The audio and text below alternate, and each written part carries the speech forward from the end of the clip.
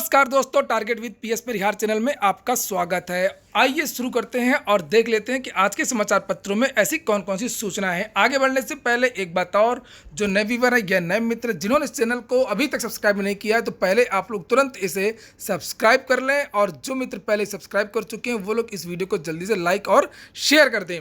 सबसे पहली सूचना है 31,277 शिक्षक भर्ती की। 31,277 शिक्षक भर्ती की जो काउंसलिंग है वो कल हो गई है और आज भी काउंसलिंग होगी और कल इन विद्यार्थियों को नियुक्ति पत्र भी मिल जाएगा। दूसरे चरण के जो विद्यार्थी हैं उनको बिल्कुल परेशान होने की आवश्यकता नहीं है। जैसे ही सुप्रीम कोर्ट का आर्डर आएगा और बहुत जल्द आर्डर आएगा उसके बाद में आप लोगों की भी नियुक्ति हो जाएगी। सबसे बड़ी बात यह है कि बहुत सारे विद्यार्थी जो है वो काउंसलिंग में उपस्थित नहीं हुए हैं, सीटों को छोड़ दिया है। मैंने पहले बहुत सारे वीडियोस बनाए थे और आप लोगों से बताया था कि इस बीच में बहुत सारे परिणाम आए, चाहे आरओ या 2017 का हो, असिस्टेंट प्रोफेसर का हो, पीसीएस का परिणाम हो 18 वाला, या अन्य राज्यों की जो भर्तियाँ हैं उनमें बहुत सारे विद्यार्थी चले गए हैं और तो इसलिए जो पद हैं वो रिक्त रहेंगे। इसलिए इस काउंसलिंग में लगभग 90% विद्यार्थियों ने ही काउंसलिंग करवाई, 10% सीटें शेष रह गईं। लगभग 3,000 जो विद्यार्थी हैं वो अनुपस्थित रहे।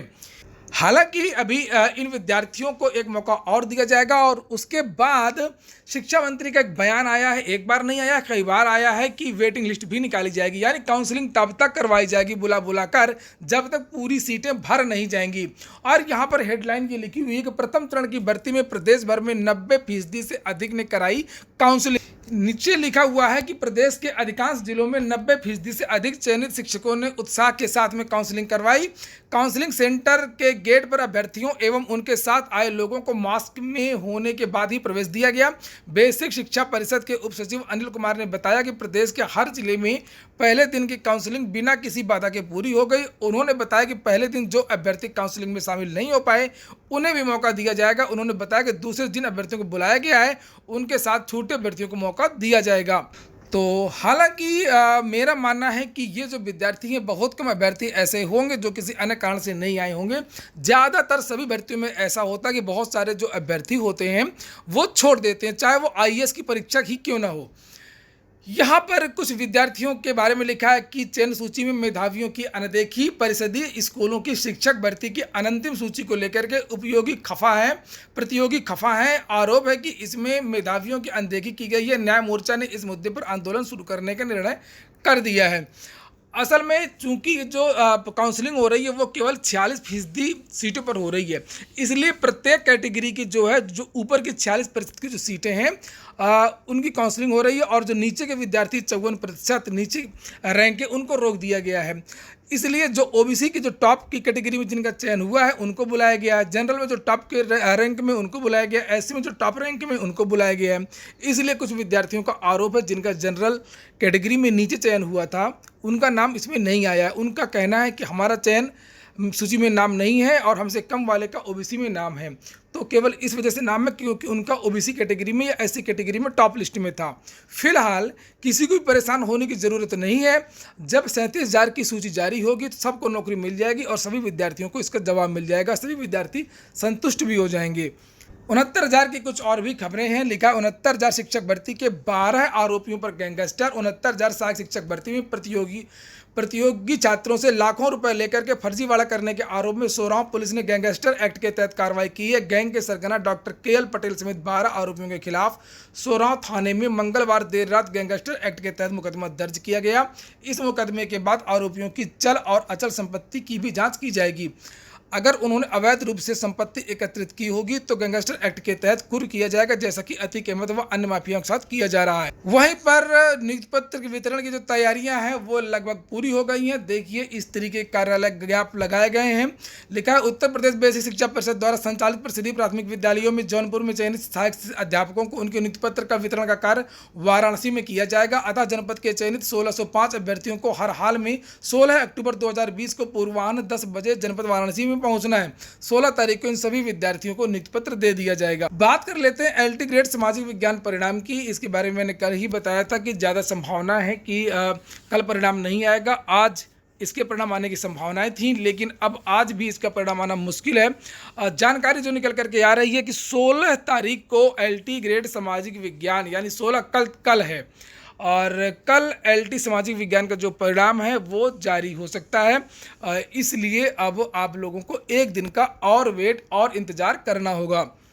एसीएफ आरएफओ की परीक्षा आज से है। उत्तर प्रदेश लोक सेवा आयोग की सहायक वन संरक्षक एवं आरएफओ परीक्षा 2019 15 अक्टूबर से शुरू होकर के 29 अक्टूबर तक चलेगी। 55 पदों के लिए होने वाली परीक्षा के लिए आयोग की ओर से पहले लखनऊ में परीक्षा कराने की घोषणा की गई थी, परंतु कोविड-19 की वजह से प्रयागराज में ही ये परीक्षा हो रही है। एलटी ग्रेड हिंदी के चयनितों के प्रमाण पत्रों का सत्यापन आज से शुरू हो जाएगा। प्रवक्ता भूगोल के 7 पदों का जो परिणाम है वो लोक सेवा आयोग ने घोषित कर दिया है। यूजीसी नेट के बाद में नवंबर में क्रेट 2020 की तैयारी है। लिखा इलाहाबाद विश्वविद्यालय की ओर से होने वाली संयुक्त शोध प्रवेश परीक्षा अब यूजीसी की राष्ट्रीय पात्रता परीक्षा नेट के बाद नवंबर में कराने की तैयारी है। यूजीसी नेट 9 अक्टूबर से लगातार चल रही है।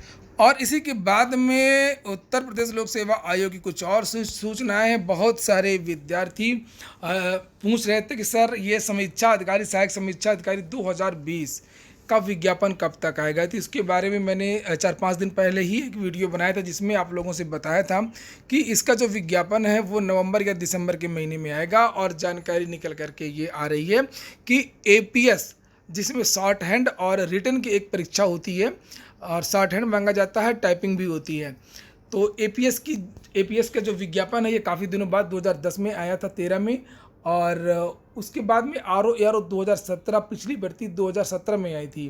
तो ये हर साल तो नहीं आती है, 2010 में आई थी, 13 में आई थी और 13 के बाद में 14 आरओ आया था, 14 के बाद में 2017 में आरओ आया था, 17 के बाद से फिर आरओ की कोई भर्ती नहीं आई है। इसलिए अब जो आरओ की जो नई वैकेंसी है वो दिसंबर 2020 में आ जाएगी, यानी कि इसी वर्ष इन दोनों भर्तियों के आने की पूरी संभावना है। और इसके विज्ञापन को लेकर के जो तैयारियां हैं वो तेज हो गई हैं। लोक सेवा आयोग कुछ और भी सूचनाएं हैं कि पीसीएस 2020 की उत्तर कुंजी जारी हो गई है और प्रश्नों को लेकर के फिर से विवाद हो गया जो उत्तर कुंजी जारी हुई है। विद्यार्थियों का कहना है कि बहुत सारे जो प्रश्न हैं उनके जो उत्तर बताए गए हैं वो उत्तर गलत हैं, उत्तर दूसरे होने चाहिए। दोस्तों आप लोगों को एक बात और बता दूं कि अब टारगेट विद पीएस परिहार से जो जानकारियां आप लोगों को दी जाती हैं वो इसी तरह दी जाती रहेंगी। लेकिन बहुत सारे ऐसे विद्यार्थी हैं जो targetwithpsparihaar.com वेबसाइट देखते हैं, टेस्ट सीरीज में भाग लेते हैं, वहाँ से पढ़ाई करते हैं और target with PS Parihar app के। तो अब इन विद्यार्थियों की डिमांड पर बहुत सारे विद्यार्थियों की मांग है कि अब ऑनलाइन क्लासें इस चैनल पर शुरू की जाएं। तो जो दिल्ली के अच्छे शिक्षक हैं और बदले हुए पैटर्न पर आप लोगों ने देखा होगा पीसीएस का जो पैटर्न है वो पूरी तरीके से बदल दिया गया है। उस पैटर्न पर और सिलेबस के हिसाब से अब ऑनलाइन क्लासें इसी चैनल के माध्यम से आपको देखने को मिलेंगी। और तैयारियां लगभग पूरी हो गई हैं और जो शिक्षक हैं, जो टीम है वो बहुत ही अनुभवी, बहुत ही उच्च कोटि की टीम है। जिस तरीके से आप लोगों ने मेरा ऐप देखा होगा, target with PS Parihar app काफ़ी बड़ा ऐप है। बहुत सारी भारत की परीक्षाएं, पूरे लगभग भारत की सभी प्रतियोगी परीक्षाओं की टेस्ट सीरीज इसमें उपलब्ध है।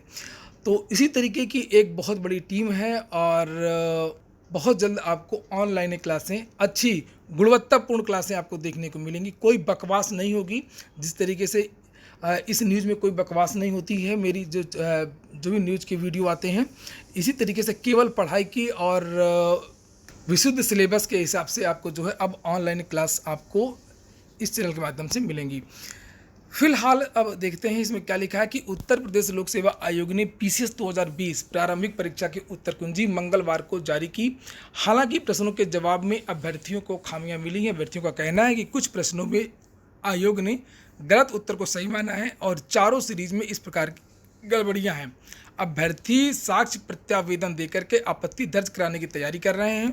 आयोग ने अभ्यर्थियों से 19 अक्टूबर तक साक्ष्य के साथ में प्रतिवेदन मांगा है और यहाँ पर लिखा हुआ है कि अभ्यर्थी सौम्या का कहना है कि सीरीज ए में प्रश्न संख्या 11 में पूछा गया कि यूपी में कितने स्मार्ट सिटी हैं।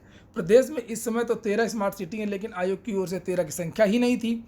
ऐसे में उत्तर कुंजी में 12 की संख्या को सही माना गया। प्रश्न संख्या 16 में मॉडर्न हिस्ट्री है से प्रश्न पूछा गया था और इसका सही उत्तर जो है वो बी होना चाहिए, लेकिन विकल्प ने ए को सही माना है। इसी तरीके से बहुत सारे जो प्रश्न हैं और उनके उत्तर के बारे में विद्यार्थियों ने प्रश्न चिन्ह उठाए हैं। यहाँ पर देखिए लिखा प्रश्न संख्या 85 में पर्यावरण से प्रश्न पूछा गया था, जिसका जो विकल्प है वो बी होना चाहिए और आयोग ने ए को माना है। प्रश्न संख्या 94 में पंचायती राज व्यवस्था कब लागू हुई थी? सही विकल्प सी है, 1993 है, लेकिन आयोग ने विकल्प बी को माना है, 1992 को माना है।